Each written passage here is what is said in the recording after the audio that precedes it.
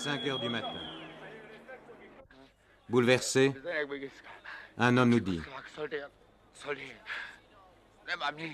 ils sont venus avec des soldats.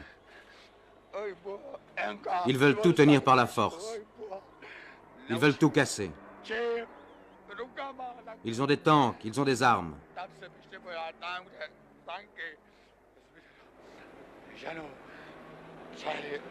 Quand vous rentrerez en France, racontez cela aux camarades de Charles de Gaulle. Charles Borgard, province Piedmont, département Piedmont. Avec Charles Borgard.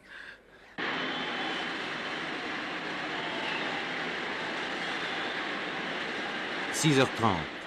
Arrivée des premiers renforts soviétiques au centre de la ville. Arrivée, selon l'agence soviétique TASS, sous les acclamations de la foule.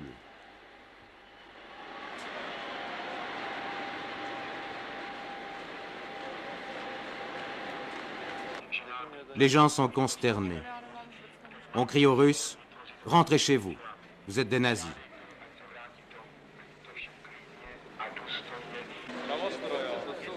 On discute.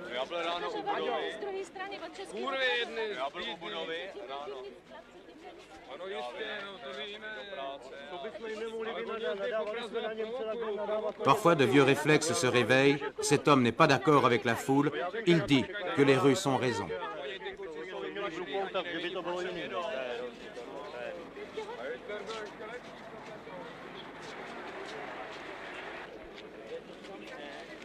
7 heures du matin. Première édition spéciale de Roudet Pravo, organe officiel du Parti communiste tchèque, annonçant l'invasion des troupes du pacte de Varsovie.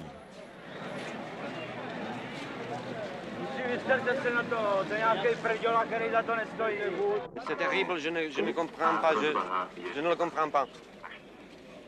Est-ce que vous pensiez que ça allait arriver? Je ne sais pas. C'est terrible pour vous. Terrible, oui, terrible. Vous l'avez appris ce matin, la nuit, cette nuit? C'est cette nuit que vous avez appris? C'est cette nuit, oui. Cette nuit. Qu'est-ce qu'il pense? Vous voyez. Qu'est-ce que vous pensez? Qu'est-ce que je pense? Que c'est trop. C'est tout que je peux dire. Ça vous fait mal, oui. Ça vous fait de la peine? Oui, c'est très beaucoup. Nous ne pouvons pas faire quelque chose. Qu'est-ce qui va se passer là? C'est difficile. C'est l'occupation. Je crois que c'est le temps comme avant la guerre. Comme en 1939, oui. Oui. C'est ça. Et la liberté? Oui, c'est ça. Mais c'est la vie. Les journaux, les tracts, la radio demandent à la population de garder son sang-froid, de ne pas céder à la provocation.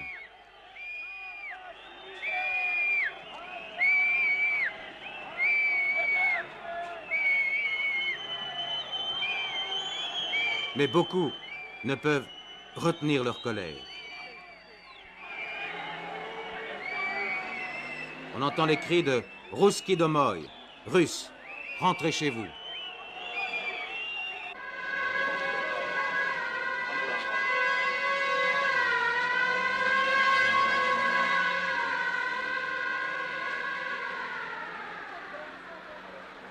Kancelář nám poslala tuto zprávu. Naši budovu obklíčily sovětské jednotky. Zatím nevstoupily do budovy, ale průchod... La radio, lorsqu'elle se taira, sera prise en relais par une série d'émetteurs clandestins.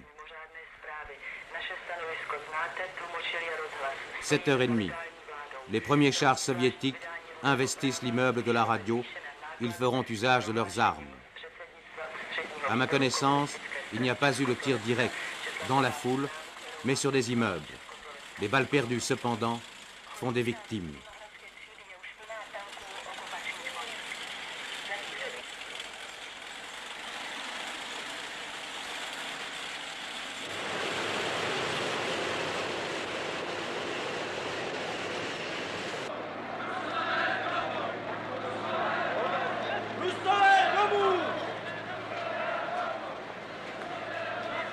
La foule a peur, mais cela ne dure pas longtemps. Elle réagit aussitôt.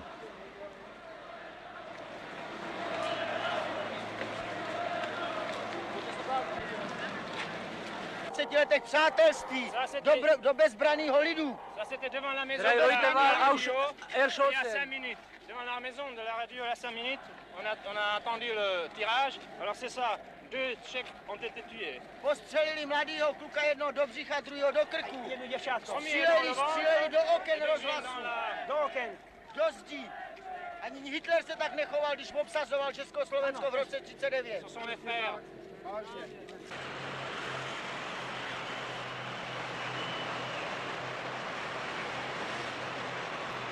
Les chars continuent à défiler sur le boulevard Wenceslas en direction du musée. Vous allez le voir, les chars sont très rapidement entourés par une masse de jeunes surtout qui sifflent, qui huent les troupes, mais qui essaient aussi parfois d'expliquer aux soldats russes qu'ils n'ont rien à faire ici.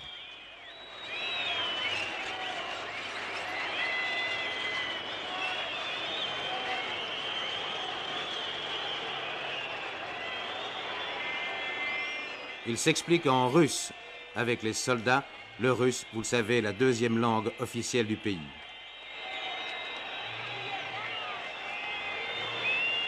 La plupart des soldats ne s'attendaient pas à cette hostilité. Beaucoup ne savaient pas ce qu'ils faisaient dans ce pays.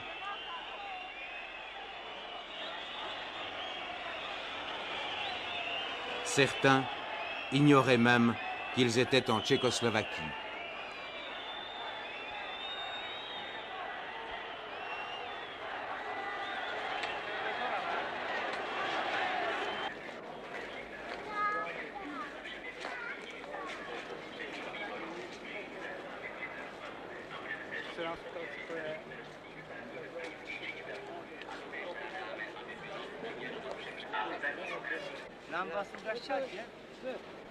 Que faites-vous ici? Je vous donne la réponse demain. Pourquoi êtes-vous ici? A nie okupanti, revizionisti.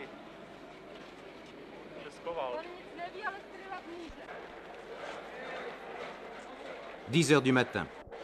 Les chars soviétiques vont essayer de briser les barrages dans les rues voisines de l'immeuble de la radio. Même scénario chaque fois, slogan hostile, tentative d'explication avec les tankistes, tirs sporadiques. D'heure en heure, au fur et à mesure de la tension, les troupes soviétiques semblent perdre leur sang-froid.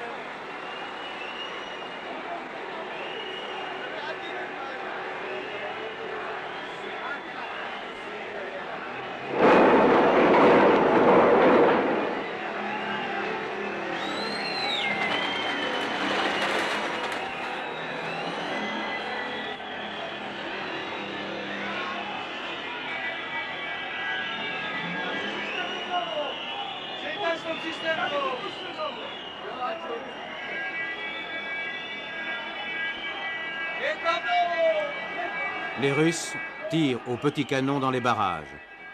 Premier incendie, il est midi. Ces images, vous les avez déjà vues.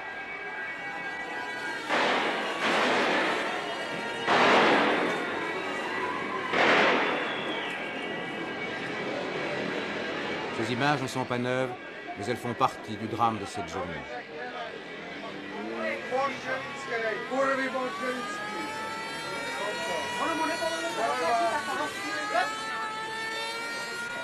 Dans la bagarre, les Russes vont perdre 2 chars.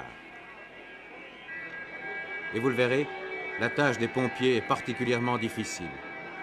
Quant aux ambulances, elles ne parviennent pas toujours aux endroits stratégiques.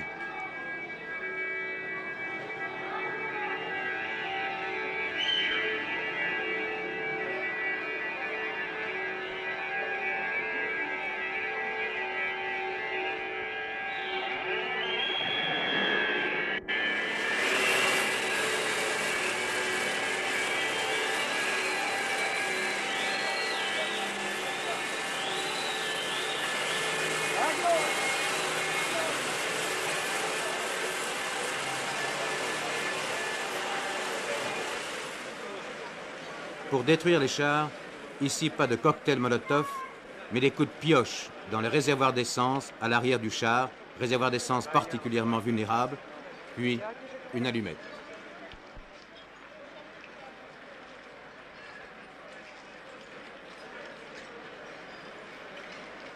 L'après-midi est relativement plus calme, du moins près de la radio.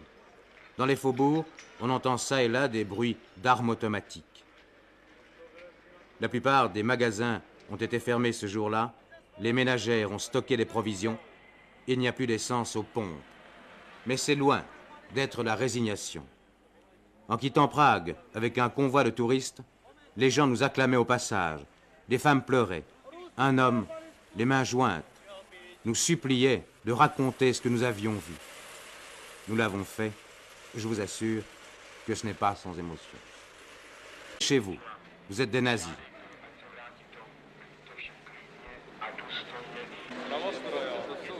On discute.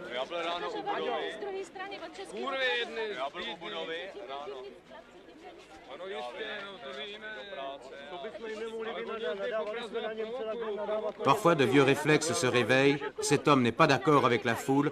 Il dit que les Russes ont raison.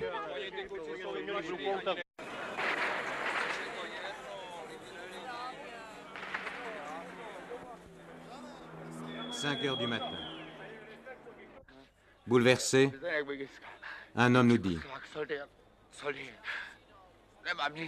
Ils sont venus avec des soldats. Ils veulent tout tenir par la force. Ils veulent tout casser. Ils ont des tanks, ils ont des... »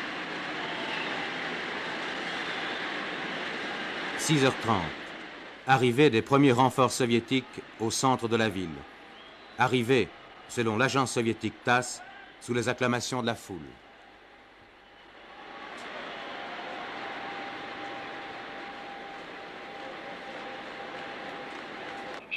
Les gens sont consternés. On crie aux Russes, rentrez.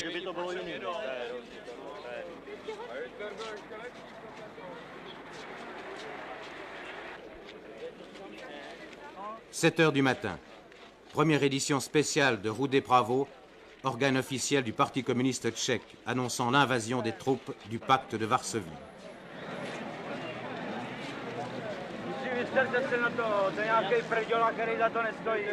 C'est terrible, je ne... Les armes.